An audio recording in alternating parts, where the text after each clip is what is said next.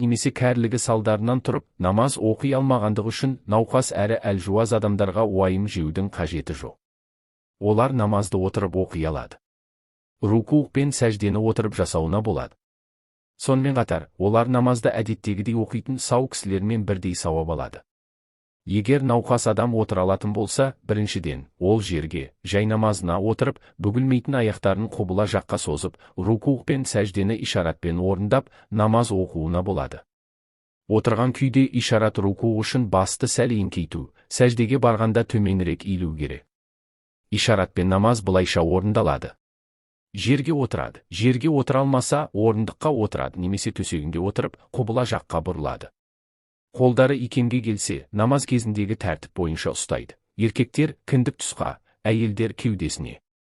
Руку пен сәжде жасаған кезде, алдыға қарай еңкейіп, қолдарын тізесінде ұстайды. Сәждеге барған уақытта бас еш нәрсеге тимеуі тиіс, қолды да маңдайға тақаудың қажеті жоқ. Бір нәрсені маңдайға тақау арқылы сәжде жасауға болмайды.